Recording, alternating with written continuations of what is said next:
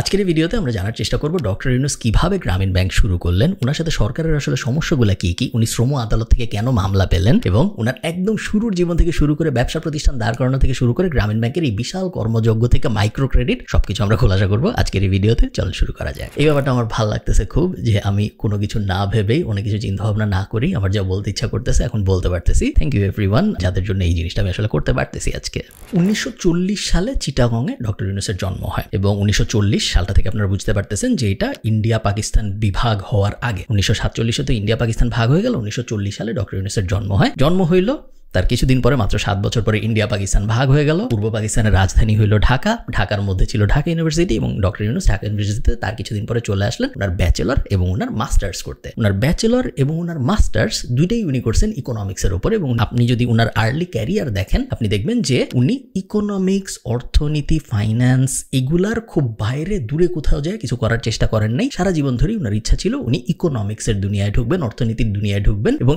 এর আশপাশেই উনি মোটামুটি সবসময় ছিলেন।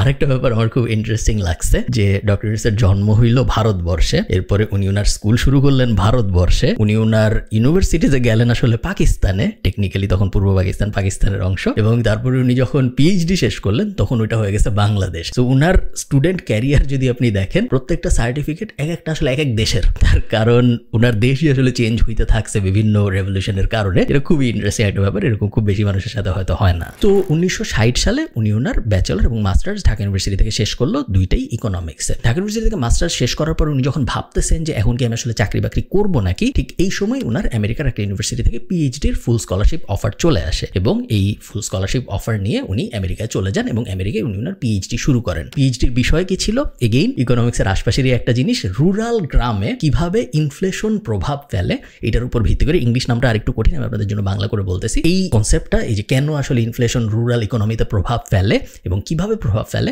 এটা নিয়ে উনি ওনার পিএইচডিটা করেন। যে পিএইচডি উনি শেষ করেন 1969 সালে, যখন বাংলাদেশে গণ অভ্যুত্থান চলতেছে। পিএইচডি শেষ করার পরে ডক্টর ইউনূসের মনে একটা খুব সিরিয়াস প্রশ্ন আসে, এখন আমি কি করব? এখন কি আমি আমেরিকায় থাকবো? এখন কি আমি আমেরিকায় কোনো একটা চাকরি বাকরি করার চেষ্টা করব? আমি কোনো একটা বিজনেস দাঁড় করানোর চেষ্টা করবো আমেরিকায়, নাকি আমি দেশে চলে যাব? এই ডিলেমার ভিতর দিয়ে আমরা যারা বিদেশ থাকি আমরা সবাই কোনো না কোনো সময় গেছি যে আমরা আসলে কি করব আমাদের পড়াশোনা শেষ করার পরে বিদেশে। ডক্টর ইউনূস ঠিক করেন উনি দেশে চলে যাবেন এবং 1972 সালে উনি দেশে চলে যান এবং দেশে চলে যেয়ে উনি বাংলাদেশের প্রফেসর হয়ে যান। উনি চিটাগং ইউনিভার্সিটিতে, যদি আমি ভুল না করে থাকি, ইকোনমিক্সেরই টিচার হন এবং পড়ানো শুরু করেন। কয়েক বছর উনি মোটামুটি ভালোভাবেই পড়ান, তেমন কোনো বৈচিত্র্য নাই জীবনে, উনি পড়াচ্ছেন রেগুলারলি, উনি ক্লাস নিচ্ছেন এবং মোটামুটিভাবে সবকিছু চলছে। এই করতে করতে চলে আসে 1976 সাল, যখন ডক্টর ইউনূসের মনে হয় যে টিচার হিসেবে আমি মনে হয় অনেক বেশি অবদান রাখতে পারতেছি না, আমার এর থেকেও আরো অনেক বেশি কিছু করার সুযোগ বা সামর্থ্য আছে এবং আমি যদি আরো বড় করে কোনো কিছু করতে চাই তাহলে আমার কি করা উচিত? আমার মনে হয় একটা ব্যবসা দাঁড় করানো উচিত এই টিচিং প্রফেশনের বাইরে চলে যেয়ে। 1976 সাল, 1975-এ বঙ্গবন্ধু মারা গেলেন এবং একটা দুর্ভিক্ষ হইল তার মাত্র কয়েকদিন আগে, বিশাল একটা দুর্ভিক্ষ হইল বাংলাদেশে।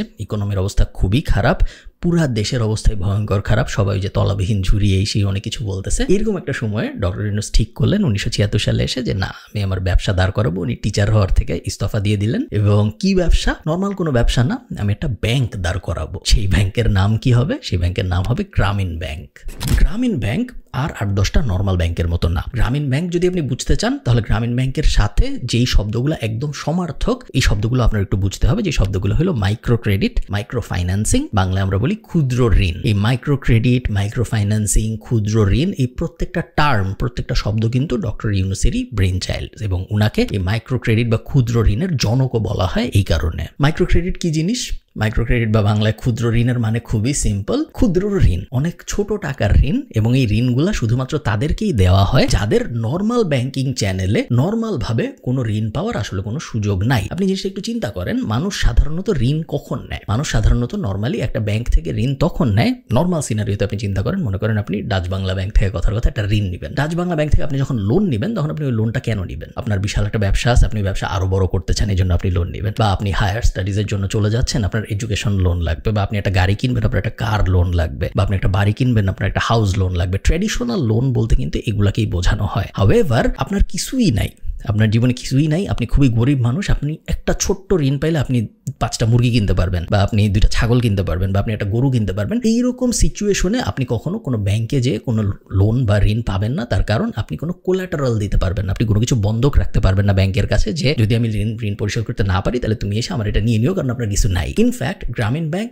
যেসব যে ক্লায়েন্ট পুল গ্রামীণ ব্যাংক যাদেরকে সার্ভ করে তাদের বেশিরভাগের তার আগ পর্যন্ত আসলে কোনো ব্যাংকে অ্যাকাউন্টই ছিল না। সো ব্যাংকের ঋণ নেওয়ার স্বপ্ন তো দূরে থাক, তারা নর্মাল ব্যাংকিং এর ভিতরেই ছিল না, তারা কখনো ব্যাংকে যাইতো না অ্যাকাউন্টের কাজকর্ম করতে। সো ঋণ তো আর অনেক পরের ব্যাপার। এইরকম একটা ক্লায়েন্ট পুলকে টার্গেট করে গ্রামীণ ব্যাংক তাদের ব্যবসা শুরু করে। এখানে আপনি নর্মাল ব্যাংক কেন এই জিনিস করে নাই ভার্সেস গ্রামীণ ব্যাংক কেন এই জিনিস করছে, এই কারণে নর্মাল ব্যাংক কেন মানুষকে মুরগি কেনার জন্য লোন দেয় না, নর্মাল ব্যাংক খারাপ, এইভাবেও জিনিসটা আসলে দেখা যায় না। তার কারণ হলো banking is a business, banking একটা ব্যবসা, এবং এই ব্যবসায় ব্যাংক যখন কাউকে ঋণ দেয় তখন সেই ঋণের এগেইনস্টে ব্যাংক যে ইন্টারেস্ট পায় সেই ইন্টারেস্ট দিয়েই আসলে ব্যাংক অপারেট করে, ওই ইন্টারেস্টটাই আসলে ব্যাংকের জন্য profit quote and quote. So কাউকে যখন 2টা মুরগি কেনার জন্য লোন দেওয়া হয় তখন ওই লোন হয় বা কয় টাকার, আর ওই কয় টাকা ইন্টারেস্টই বা আসে কয় টাকার, খুব বেশি না। এই কারণে প্রাইভেট ব্যাংক বলেন বা ইভেন গভর্নমেন্ট ব্যাংক বলেন, তারা এরকম ছোট ছোট ঋণ, ক্ষুদ্র ঋণের প্রতি খুব একটা আগ্রহী হয় না। তারা 100, 200, 500, 600 কোটি টাকার ঋণের ব্যাপারে আগ্রহী হয়। বড় ঋণে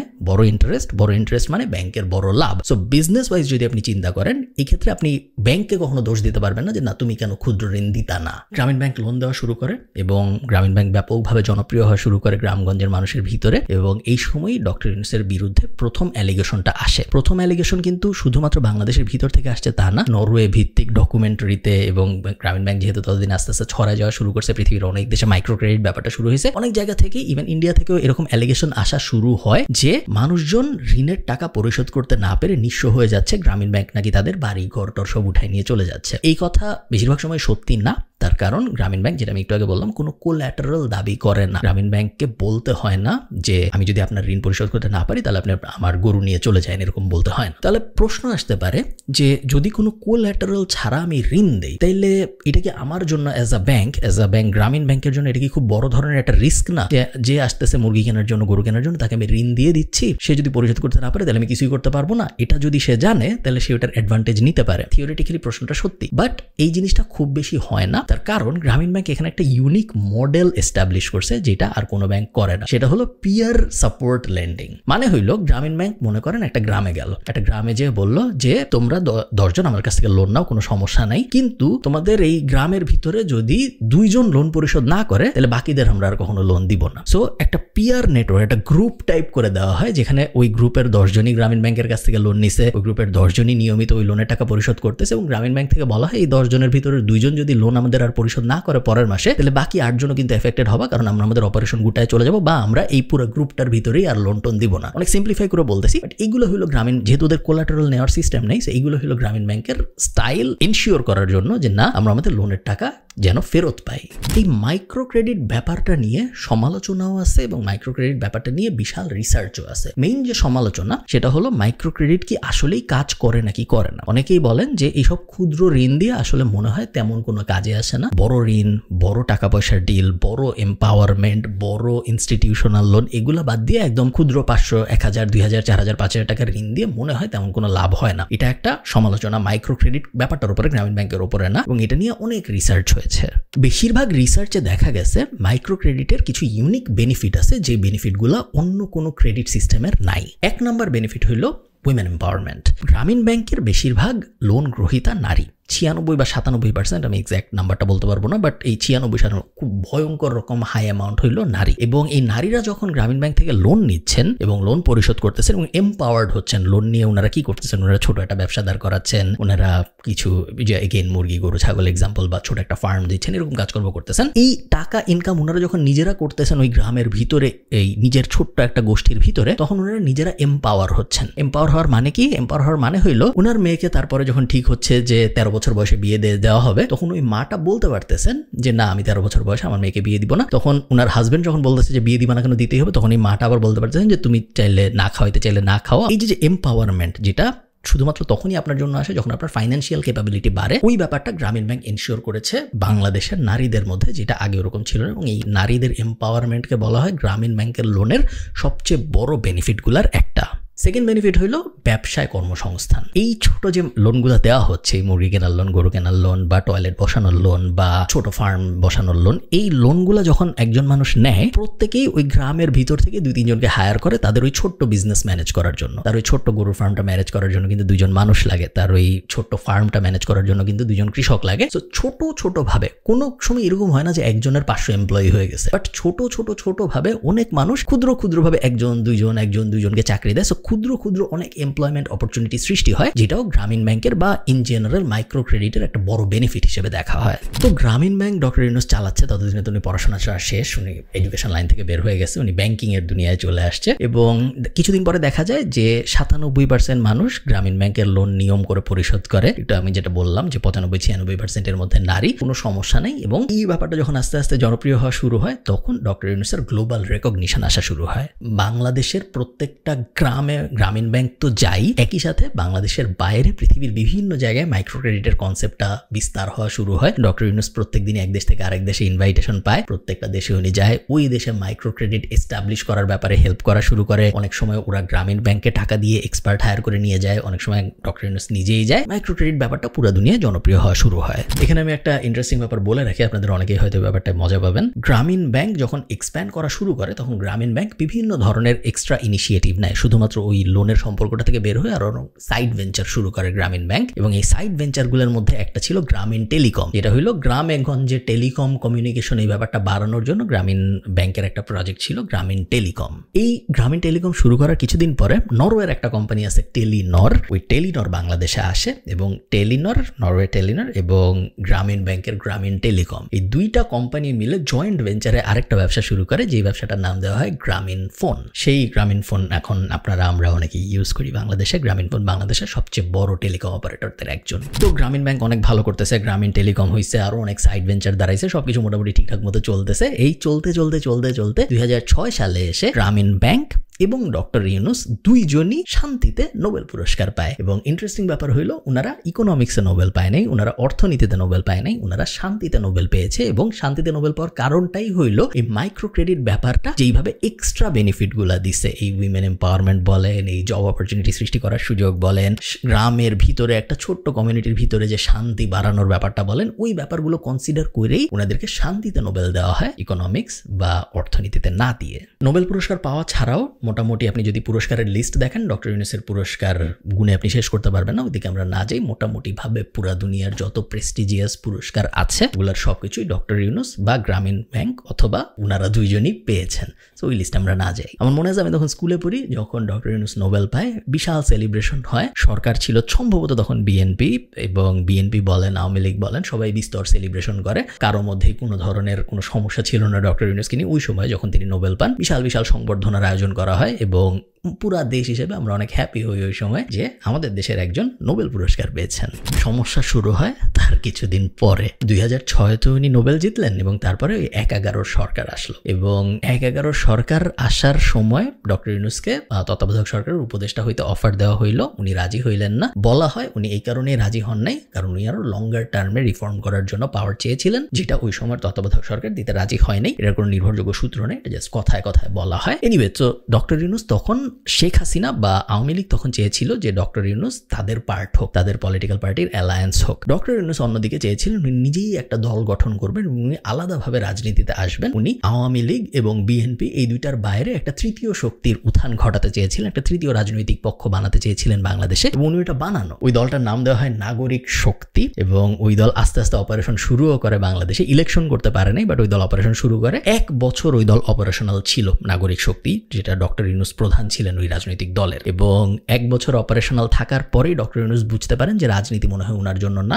উনি ওই দল বন্ধ করে দেন, উনি রাজনীতি থেকে চলে যান। শেখ হাসিনা এবং আওয়ামী লীগের দুঃখটা এই জায়গায় ছিল যে ওনারা চেয়েছিলেন ডক্টর ইউনূস আলাদা রাজনৈতিক দল না করে ওনাদের সাথে একটা কোয়ালিশন করবেন, ওনাদের সাথে ওনাদের আওয়ামী লীগ পার্টিটার অংশ হবেন, যেটা আসলে হয় নাই। এই ব্যাপারটা আওয়ামী লীগকে অনেক রাগায়, এবং এরপরে যখন আওয়ামী লীগ, তারপরে যে ইলেকশনটা হয়, ওই ইলেকশনে কিন্তু আওয়ামী লীগ পাওয়ারে আসে, এবং তখন থেকে মাত্র গত সপ্তাহ পর্যন্ত পুরোটা সময় আওয়ামী লীগই পাওয়ারে ছিল, গত 16 বছর বা 17 বছর বা 15 বছর এরকম টাইম। তো এরপরে আওয়ামী লীগ যখন পাওয়ারে আসে তখন দেখা যায় যে আওয়ামী লীগ সরকারের পুরো বিরাগ ভাজন হয়ে গিয়েছেন ডক্টর ইউনূস। প্রথম ঝামেলাটা কিভাবে হয় বলছি। বাংলাদেশ ব্যাংকের কোম্পানি আইন অনুসারে 60 বছর যদি আপনার হয়ে যায় এরপরে আপনি আর ব্যাংকের পর্যালোচনার প্রধান থাকতে পারবেন না। ব্যাংকের এমডি আপনি হইতে পারবেন না যদি আপনার 60 বছরের বেশি হয়ে যায়। যদি আপনি 60 হওয়ার পরেও ব্যাংকের এমডি থাকতে চান সেই ক্ষেত্রে আপনার বাংলাদেশ ব্যাংক থেকে স্পেশাল পারমিশন নিতে হবে। প্রথম বাংলাদেশ সরকারের সাথে ডক্টর ইউনূসের ঝামেলাটা হয় এখানেই। আওয়ামী লীগ সরকার ক্ষমতায় আসার পরে বলা হয় যে ডক্টর ইউনূসের বয়স 60-এর বেশি হয়ে গিয়েছে এবং ডক্টর ইউনূস এখন আর গ্রামীণ ব্যাংকের প্রধান থাকতে পারেন না। গ্রামীণ ব্যাংক এবং ডক্টর ইউনূসের পক্ষ থেকে বলা হয় দুইটা জিনিস।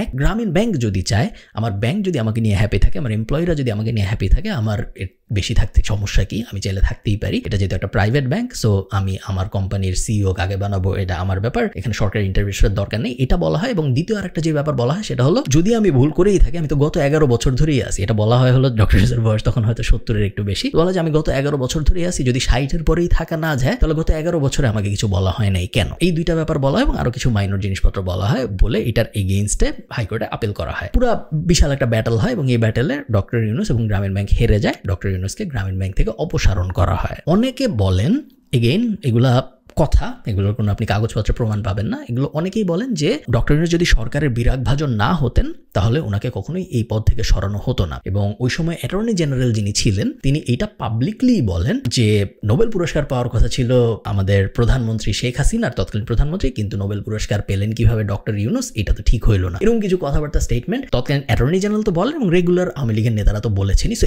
এইগুলার থেকে দুয়ে অনেকে 4 মিলিয়ে নেয় যে নোবেল পুরস্কার প্লাস সরকারের বিরাগ ভাজন হয়, এই দুইটা ব্যাপার যদি না হইতো তাহলে হয়তো ডক্টর ইউনূসকে গ্রামীণ ব্যাংক থেকে সরানো হইতো না। তো গ্রামীণ ব্যাংক থেকে ডক্টর ইউনূস চলে গেল, উনি ওনার মতো করে এখন পুরো দুনিয়া ঘুরে, উনি পুরো দুনিয়ায় স্পিচ দিয়ে বেড়ায়, বিভিন্ন ইউনিভার্সিটি উনাকে ডাকে, ওইসব ইউনিভার্সিটিতে উনি যায়, বিভিন্ন দেশ উনাকে ডাকে মাইক্রো ক্রেডিট ব্যাপারটা ওই দেশে এস্টাবলিশ করার জন্য উনি ওই দেশে যায়, উনি বই লেখে, বইয়ের থেকে উনি টাকা পায়, উনার এই যে রয়্যালিটির ইনকাম অনেকে পৃথিবীর বিভিন্ন জায়গায় ইউনূস সেন্টার বানায়, সেই ইউনূস সেন্টারগুলো উনাকে ইউনূস নামটা ব্যবহার করার জন্য রয়্যালিটি টাকা দেয়, মাইক্রো ক্রেডিট এস্টাবলিশ করার জন্য টাকা পায় এবং এসব থেকে উনার ইনকাম দিয়ে উনার জীবন চলতেছে। গ্রামীণ ব্যাংকের সাথে উনার কোনো লেনাদেনা নাই তখন থেকে আর। তো কাহিনী চলতেছে, ডক্টর ইউনূস গ্রামীণ ব্যাংক থেকে চলে গেল, গ্রামীণ ব্যাংকের মতো চলতেছে। বাংলাদেশে উনি আর তেমন কিছু করতে পারতেছেন না, বাংলাদেশে উনি কিছু করার সুযোগও পাচ্ছেন না, কারণ ওই সময় উনি সরকারের পুরা বিরাগ ভাজন একজন ব্যক্তি। মধ্যে আরো একটা টুইস্ট আছে, বাংলাদেশ সরকার একই সময়ে পদ্মা সেতু বানানোর চেষ্টা করতেছে এবং পদ্মা সেতুর জন্য লোন নেওয়ার চেষ্টা করতেছে বিভিন্ন জায়গা থেকে। বিশ্ব ব্যাংক থেকে বাংলাদেশ সরকার লোন নিতেও শেষ পর্যন্ত ওই লোন আটকে যায় এবং বাংলাদেশ সরকার অভিযোগ করে এই লোন যে আটকে গেছে এটার মেইন কারণগুলোর একটা হইলো ডক্টর ইউনূস লবিং করে বিশ্ব ব্যাংকে বলছে বাংলাদেশকে যেন পদ্মা সেতুর জন্য লোন দেওয়া না হয় এবং ফেমাসলি পদ্মা সেতু শেষ পর্যন্ত বাংলাদেশের নিজেদের অর্থায়নে হয়, লোন পাওয়া যায় নাই। এবং ফেমাসলি যখন এই পদ্মা সেতু উদ্বোধন হয়, উদ্বোধনের পরে একটা অনুষ্ঠানে শেখ হাসিনাকে জিজ্ঞেস করা হয় যে এখন আপনি ডক্টর ইউনূসকে পেলে কি করতেন, কারণ শেখ হাসিনা বিভিন্ন সময় বলেছেন যে ডক্টর ইউনূসই আসলে পদ্মা সেতুর এই লোন আটকে দিয়েছিল। এবং যখন জিজ্ঞেস করা হয় শেখ হাসিনাকে যে আপনি এখন ডক্টর ইউনূসকে পেলে কি করতেন, তখন শেখ হাসিনা বলেন একটা প্রেস কনফারেন্সে সবার সামনে যে এখন উনাকে পদ্মায় 2 বার চুবানো উচিত। পদ্মা সেতুর মতো সেতুর টাকা বন্ধ করেছে, তাকেও আবার পদ্মা নদীতে দিয়ে 2টা চুবনি দিয়ে উঠাই নেওয়া উচিত, মরে যাতে না যায়, একটু পদ্মা নদীতে 2টা চুবনি দিয়ে সেতুতে তুলে দেওয়া উচিত। এবং পরবর্তীতে ডক্টর ইউনূস এটা নিয়ে অনেক আক্ষেপ করেছেন। আরেকটা টক শোতে উনি এই ব্যাপারটাই আবার বলেছেন যে আমাদের প্রধানমন্ত্রী তো আমাকে পানিতে পদ্মায় চুবাইতে চায়, 2 বার চুবাইতে চায় এবং খেয়াল রাখতে বলেছেন যেন মরে না যাই। এই ব্যাপারটা নিয়েও ব্যাপক আলোচনা হয় ওই সময়। ওকে, সো এগুলা চলতেছে এবং ডক্টর ইউনূস বিভিন্ন সময় যখনই সুযোগ পাচ্ছে সরকারের এগেইনস্টে বিভিন্ন ধরনের স্টেটমেন্টও দিচ্ছে। সো সরকারি যদিও বেশিরভাগ করতেছিল ওই সময়, বাট ডক্টর ইউনূসকে যখনই সরকার বিষয়ে কোনো কিছু জিজ্ঞেস করা হয়েছে ডক্টর ইউনূস কিন্তু বিভিন্ন সময় বাংলাদেশে আওয়ামী লীগ সরকার সেই সময় ক্ষমতায় ছিল, আওয়ামী লীগ সরকারের এগেইনস্টে বিভিন্ন ধরনের স্টেটমেন্ট দিয়েছেন। এবং এই কাহিনী চলতে চলে আসে 2021 সাল। এইবার শুরু হলো মামলা। শ্রম আইনে লেবার কোর্টে ফার্স্ট যে মামলাটা করা হয় বা সবচেয়ে সিগনিফিকেন্ট যে মামলাটা করা হয় ডক্টর ইউনূসের বিরুদ্ধে, সেই মামলার মূল বক্তব্য হইল গ্রামীণ ব্যাংকের আইনে আছে যে গ্রামীণ ব্যাংকের যে লভ্যাংশ, সেই লভ্যাংশের 5% এমপ্লয়ীদের মধ্যে ডিস্ট্রিবিউট করে দিতে হবে, যেই ডিস্ট্রিবিউট করা হয় নাই। এবং আরেকটা অভিযোগ হইল গ্রামীণ ব্যাংকের 100 বা 110 জন এরকম সংখ্যক কর্মীকে পার্মানেন্ট করা হয়নি, তারা অস্থায়ী কর্মী হিসেবে থেকে গিয়েছিলেন। এই দুইটা মেজর ফ্ল এবং আরো কিছু এক্সট্রা জিনিসপত্র নিয়ে একটা মামলা করা হয় ডক্টর ইউনূসের বিরুদ্ধে লেবার কোর্টে। কলকারখানা ও পরিদর্শন অধিদপ্তর এই মামলাটা করে এবং ডক্টর ইউনূস ছাড়াও গ্রামীণ ব্যাংকের আরো 4 জনকে আসামি করা হয়। আত্মসমর্পণ করেন ডক্টর ইউনূস এবং জামিন চান, ওনাকে ইমিডিয়েটলি 36 দিনের জামিন দেওয়া হয়। এই টাইমটাই ডক্টর ইউনূসকে হয়রানি বন্ধ করতে বললে ফার্স্টে ওবামা একটা চিঠি লেখে এবং তারপরে আরো অনেক দেশের প্রধান এবং নোবেল বিজয়ীরা, প্রাক্তন নোবেল বিজয়ীরা, জ্ঞানীগুণী মানুষরা সবাই মিলে একটা খোলা চিঠি লেখে। এবং এই যে জ্ঞানীগুণী মানুষদের লিস্ট, এখানে আইরিশ ব্রিটিশ প্রাইম মিনিস্টারও ছিল আমার মনে আছে। তো এই খোলা চিঠি পড়ে এবং বারাক ওবামার চিঠি পড়ে তখনকার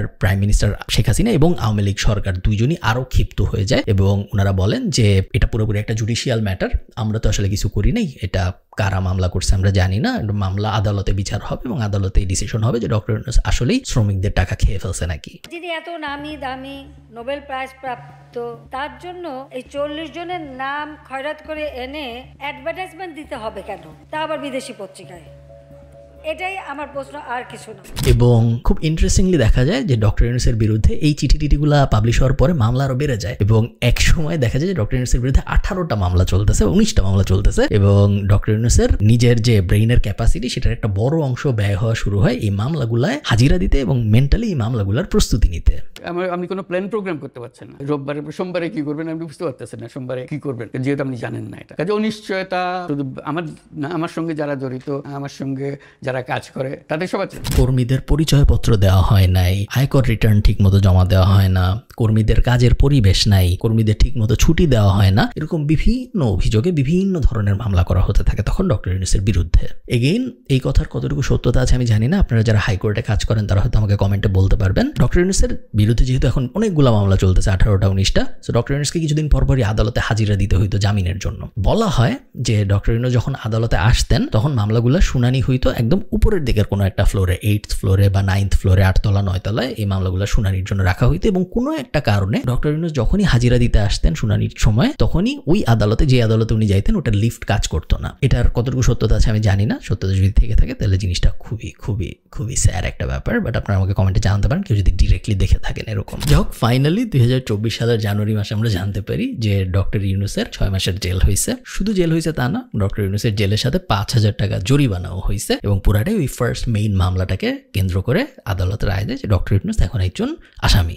রায়ের পরে আদালতের বাইরে এসে ডক্টর ইউনূস বেশ আবেগঘন একটা প্রেস কনফারেন্স ঠিক না, মানে সাংবাদিকরা দাঁড়ায় ছিল তার কথা শোনার জন্য। সো ডক্টর ইউনূস যখন আদালত থেকে বাইরে আসেন উনি খুব ইন্টারেস্টিং একটা কথা বলেন। উনি বলেন, যে দোষ আমরা করি নাই সেই দোষের ওপরে শাস্তি পেলাম, এটা আমাদের কপালে ছিল, জাতির কপালে ছিল, জাতির কপালে যেটা ছিল আমরা সেটা বহন করলাম। এরপরে উনি ওটার আপিল করেন যে এটা ঠিক হয় নাই এবং আপিলের কার্যক্রম শুরু হয়। আপনি চিন্তা করেন একটা মানুষের জীবন কতটা ইন্টারেস্টিং। আপনারা অনেকেই জানেন প্যারিস অলিম্পিক, যেটা 2024 অলিম্পিক, ওই অলিম্পিকে ডক্টর ইউনূস প্রধান অতিথিদের একজন এবং ডক্টর ইউনূসের জীবনটাকে ইন্টারেস্টিং ফেজে ছিল। চিন্তা করেন, একদিকে উনি শ্রম আদালতে ওনার বিরুদ্ধে রায় হইল যে উনি আসামি, ওনার 6 মাসের জেল এবং 5,000 টাকা জরিমানা, উনি ওটার বিরুদ্ধে আপিল করলেন। আপিলের শুনানি শুরু হইল। শুনানি চলতে চলতে উনি চলে গেলেন প্যারিসে, কারণ উনি প্যারিসে অলিম্পিকের প্রধান গেস্টদের মধ্যে একজন এবং প্যারিস অলিম্পিকের ওনার ডক্টর ইউনূসের একটা নতুন কনসেপ্ট আছে 3-0, ওটা নিয়ে আলাদা একটা ভিডিও বানানো যাবে হয়তো যদি দরকার হয়। ওই 3-0 ব্যাপারটা ফ্রান্স চায় প্রমোট করতে এবং এই কারণে ওনাকে প্যারিস অলিম্পিকের প্রধান গেস্টদের একজন বানানো হয়েছিল। তো ডক্টর ইউনূসের পিকুলিয়ার লাইফটা আপনি চিন্তা করেন, একদিকে শ্রম আদালতে ওনার বিরুদ্ধে একটা মামলা উনি আসামি হয়েছে, ওটার আপিল চলতেছে, অন্যদিকে আরো 17-18টা মামলা এমনিতে চলতেছে, দেশে ওনার খুব বাজে অবস্থা, কিন্তু বাকি দুনিয়া উনি আবার একটা প্রেস্টিজ গেস্ট, ওনার জন্য পুরা দুনিয়া পাগল, পুরা দুনিয়া ওনাকে ডেকে নিয়ে যাচ্ছে, এরকম ভালো ভালো ভালো ভালো প্রিমিয়াম জায়গাগুলো গেস্ট বানানো হচ্ছে, পুরাপুরি মুদ্রার এপিট ওপিট চিত্র ওনার দুই দিকে। এই চলতে চলতে উনি যখন প্যারিসে অলিম্পিক দেখছেন, এই অলিম্পিক ব্যাপারটা চলতে চলতে বাংলাদেশে ছাত্র আন্দোলন তুমুল আকার ধারণ করে এবং ছাত্র আন্দোলনের মুখে শেখ হাসিনা পদত্যাগ করেন এবং শেখ হাসিনা পদত্যাগ করার পরে ছাত্র আন্দোলনের মেইন যারা ছিল, আপনারা কাহিনী এর পরে টুক মোটামুটি জানেন, ওনারা ডক্টর ইউনূসের সাথে যোগাযোগ করেন। ডক্টর ইউনূসের সাথে যোগাযোগ করে ওনাকে বলা হয় যে অন্তর্বর্তীকালীন সরকারের প্রধান উপদেষ্টা উনি হইতে রাজি নাকি। উনি রাজি হন, উনি প্যারিস থেকে বাংলাদেশে রওনা দেন এবং তখন আরো কিছু ইন্টারেস্টিং ব্যাপার ঘটে। উনি যে মামলার আপিল করছিলেন, ওনার যে 6 মাসের জেল হইল এবং 5,000 টাকা জরিমানা হইল, ওই আপিলের শুনানি হঠাৎ করে একদম স্পিড আপ হয়ে পরের দিনই চলে আসে। ডক্টর ইউনূস বাংলাদেশে নেমে জানতে পারেন যে ওনার আপিলের শুনানি হয়ে গেছে এবং ওনাকে বেকসুর খালাস দেওয়া হয়েছে। এই খালাস দেওয়ার একদিন পরে উনি অন্তর্বর্তীকালীন সরকারের প্রধান উপদেষ্টা হিসেবে শপথ নেন। ডক্টর ইউনূসের জীবন যে ফ্যাসিনেটিং এবং ইন্টারেস্টিং, এত ইন্টারেস্টিং জীবন আমার মনে হয় খুব কম মানুষেরই এক্সপিরিয়েন্স করার সুযোগ হয়েছে। এই কারণে ডক্টর ইউনূসকে অবশ্যই অনেক অনেক কংগ্রাচুলেশনস।